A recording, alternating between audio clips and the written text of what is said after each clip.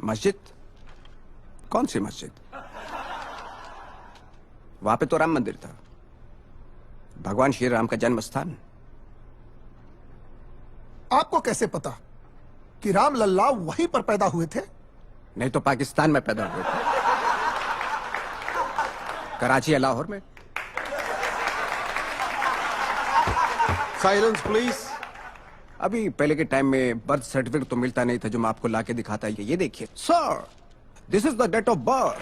Sir, this is the place of birth. अरे हिंदुस्तान की जनता ने मुझे बताया है, उनकी आस्था ने बताया है, उनकी भावना है कि राम लल्ला वहीं पैदा हुए थे। वकील साहब, आप मुझे एक बात बताएंगे? क्या? आपको पता है कि बाबर कहाँ पैदा हुए थे? मुझे नहीं पता। नहीं पता ना? मुझे पता था, मैं बताता हूं। बाबर अभी के उज्बेकिस्तान में पैदा हुए थे। तो क्या ये आपका उज्बेकिस्तान अयोध्या में है क्या? देखिए, मैं इसमें नहीं पढ़ना चाहता, लेकिन कुछ लोगों की भावना उस ढांचे से भी जुड़ी हुई थी जिसको आपके लोगों ने तोड़ दिया। नहीं नहीं नहीं नहीं नहीं, तोड़ा नहीं, हमने उसको वहां से साफ किया है। मतलब मस्जिद का ढांचा गिराकर भी आपने कोई गलती नहीं की? मैं तो उस वक्त पे वहां मौजूद नहीं था, और जो आप इल्जाम लगा रहे हैं वो तो मेरे लोगों पर ही लगा रहे हैं ना। आप मेरे लोगों पे इल्जाम लगाएंगे और मैं चुप रहूंगा, ऐसे कैसे हो सकता है? मैं अपने लोगों के लिए जीता हूं, उनको तो छोड़ भी नहीं सकता ना। वहां जो कुछ भी हुआ हमने कुछ नहीं किया, बल्कि जिन आक्रमणकारी शक्तियों द्वारा जो जुल्म हुआ था हमने उसे तोड़ा है। उन्होंने की हुई गलती को हमने अभी सुधारा है। Order order. ऐसे ही केवल मस्जिद गिराने में ही नहीं, बल्कि बंबई में हुए बंबई नहीं, दंगों, मुंबई। वही बॉम्बे में हुए मुंबई। दंगों, मुंबई में हुए दंगों में भी आपका हाथ था। हाथ नहीं पाव था। क्या मतलब? जहां जहां लोग दंगों से पीड़ित थे वहां खुद जाके उनका हाल देख के आया हूं मैं।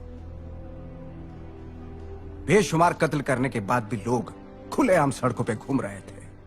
ऐसे में उनको काबू में रखने की सख्त जरूरत थी। लेकिन ये काम तो पुलिस का है। वही तो मैं भी कहता हूं कि पुलिस का है, लेकिन पुलिस तो सरकारी नौकर है। जब तक ऊपर से ऑर्डर नहीं आएगा तो क्या करेगी? और ऊपर के लोग ठंडे एसी में बैठकर अपनी कुर्सियां गर्म करते हैं, क्योंकि उनकी राजनीति ऐसे ही दंगों से चलती है। अगर इस देश में पुलिस को अपना काम करने के लिए छोड़ दिया जाए तो आधा घंटा भी नहीं लगेगा देश को दंगों से मुक्त करने के लिए।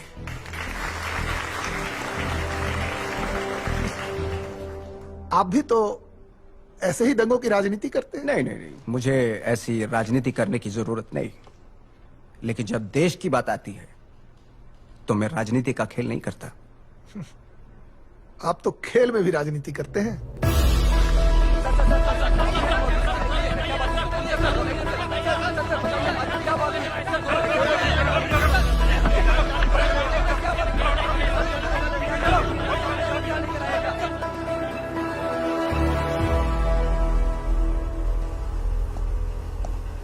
कोण?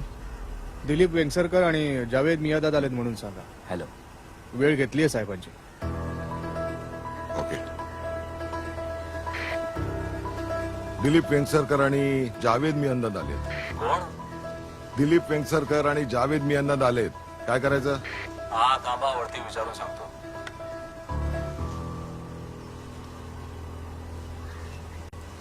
हा पाठवा त्यांना. हा ठीक आहे.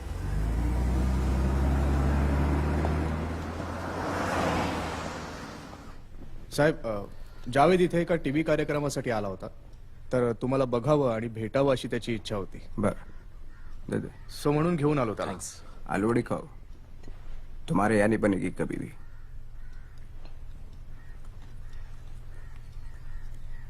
सर, मैंने आपके क्रिकेट के जुनून और जानकारी दोनों के बारे में बहुत सुना है.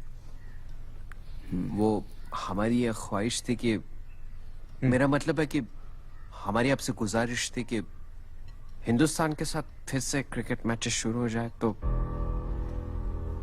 काय कर्नल, हा काय म्हणतोय? हो साहेब, म्हणजे तुमच्या परमिशन शिवाय ते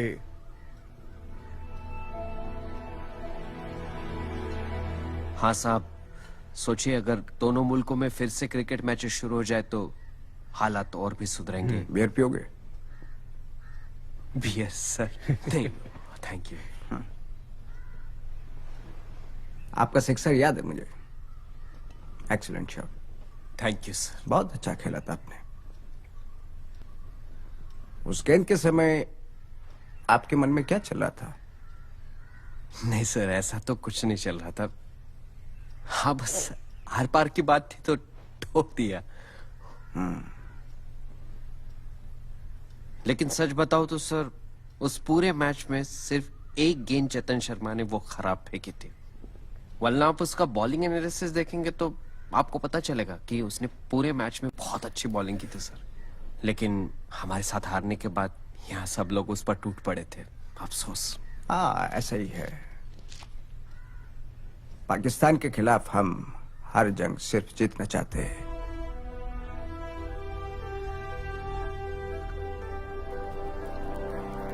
क्रिकेट ही एक ऐसा जरिया है जो दोनों मुल्कों में दोस्ती का पैगाम ला सकता है।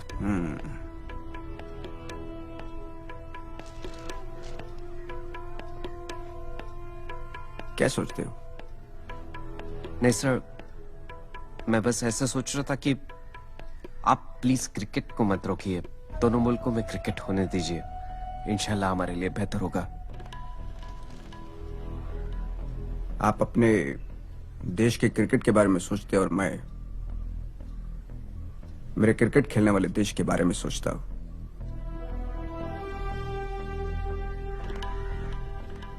एक बात और, आपकी बैटिंग इतनी भी अच्छी नहीं थी कि मैं सीमा पर शहीद हुए जवानों के परिवारों का दुख दर्द भूल सकूं। चाय पीजिए।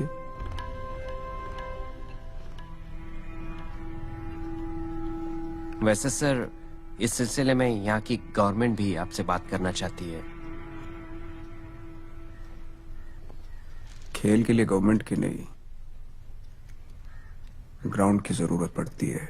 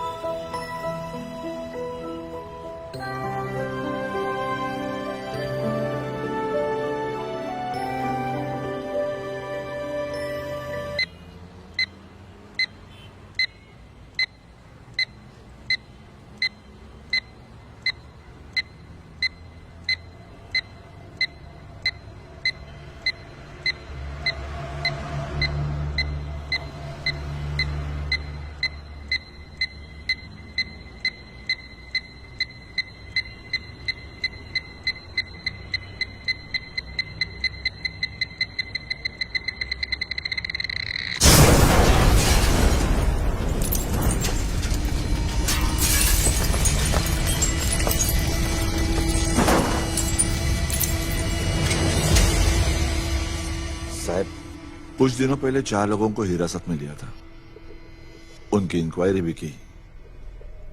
उन्होंने जो जानकारी दी उसके हिसाब से बोला आपकी हत्या की साजिश थी साहब। पहले से ही पता चला इसलिए ठीक रहा, लेकिन जैसे ही पता चला हम लोगों ने तुरंत एक्शन ले लिया।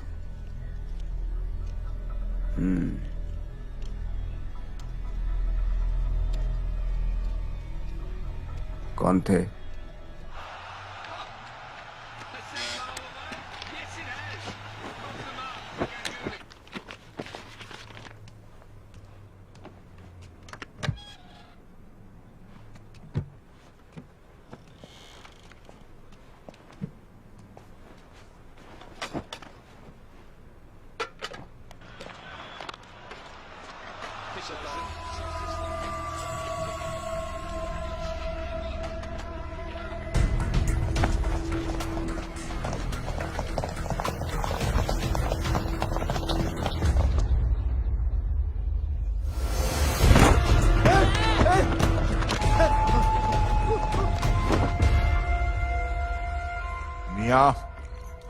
बढ़िया तंदूरी लगाया, एक बोटी कबाब लगा दे। शिंदे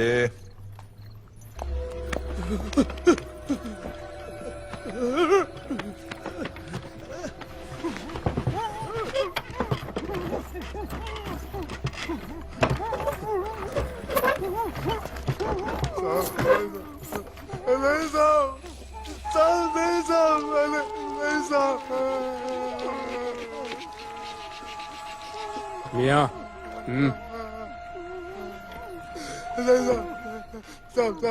कुछ याद आया? पिछले साल बिलास में ठाकरे को उड़ाने का प्लान था। ठाकरे साहेब, ठाकरे ठाकरे साहेब, साहब, ठाकरे ठाकरे साहेब। साहब। आगे। भवन में बाल ठाकरे साहब को उड़ाने का प्लान था साहब, जो नाकामयाब हो गया। इसलिए इस बार उनको दशहरे की रैली में उड़ाने का प्लान बना। बटनारा में मेरा घर है साहब, उधर ही मुझे नईम चाचा मिले। नईम चाचा ने आका से मिलवाया और हमारी ट्रेनिंग शुरू हो गई।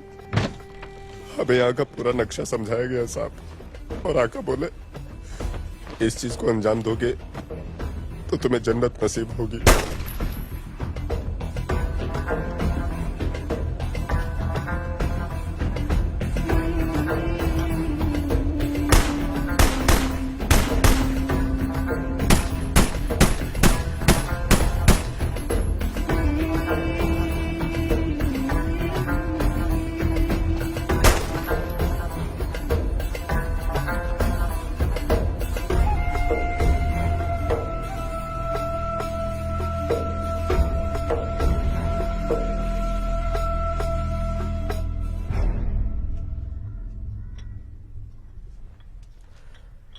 ये केस रिकॉर्ड पे ली है क्या?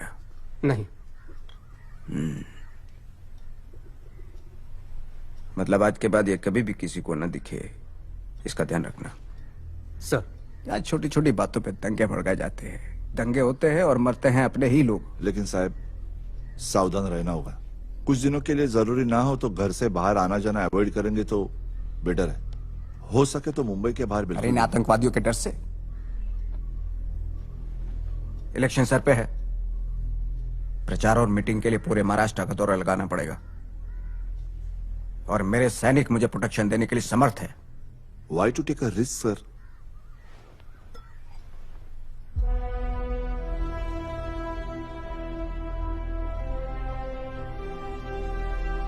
जिस रंग की गोली मुझे छू के गुजरेगी वो रंग इस देश से हमेशा के लिए मिट जाएगा ऑफिसर।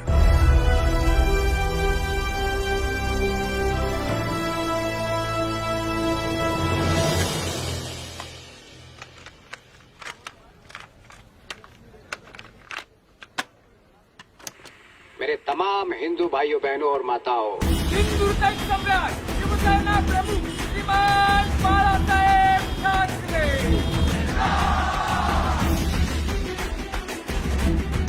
मेरा लोकतंत्र पर विश्वास नहीं। मेरे इस देश में लोकतंत्र कभी पैदा ही नहीं हुआ। अरे मुझसे पूछते हैं कि मैं मुंबई का हिटलर हूं क्या? अरे मुंबई तो क्या, पूरे महाराष्ट्र का हिटलर हूं और देश का भी बनूंगा। तुम अगर कानून व्यवस्था नहीं संभाल सकते तो मुझे मेरे हर शिव सैनिकों के हाथों में AK-47 देनी ही पड़ेगी। मेरे शिव सैनिक गुंडे रहेंगे तो भी चलेगा, लेकिन नामर्द नहीं चाहिए। शिवसेना भवन पर हमला हुआ, मुझ पर हमला करने की कोशिश हुई, फिर भी मेरे सैनिक शांत बैठेंगे? अरे आदेश देने की क्या जरूरत? हिंदू भड़के और दंगे हो गए।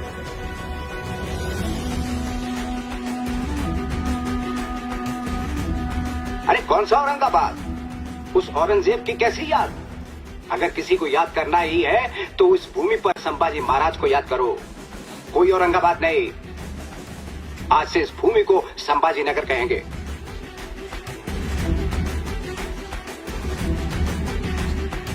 शिवसेना प्रमुख को आदेश देने की क्या जरूरत?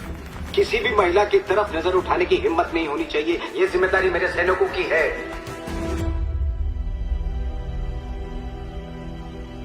अरे पुलिस पर हमला? अगर यहाँ पुलिस ही असुरक्षित है तो तुम लोगों का क्या? मेरा उन पुलिस वालों को यही बोलना है कि ये शिवाजी महाराज की भूमि है। किससे डरते हो? क्यों डरते हो? अगर फिर से हाथ उठा तो उसे वही ठोक दो। मैं तुम्हारे पीछे मजबूती से खड़ा हूं।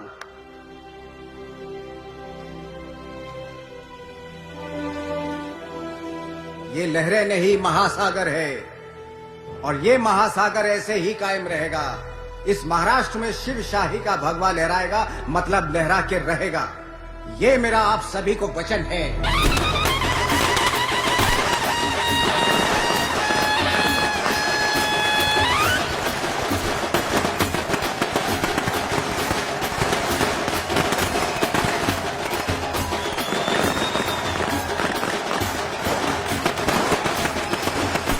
शिवसेना भाजपा युति के कारण मुख्यमंत्री पद के लिए शिवसेना का मार्ग खुल चुका है। इतिहास में पहली बार शिवाजी पार्क दादर यहाँ कल 14 मार्च 1995 को शिवसेना के श्री मनोहर जोशी जी मुख्यमंत्री पद की शपथ ग्रहण करेंगे।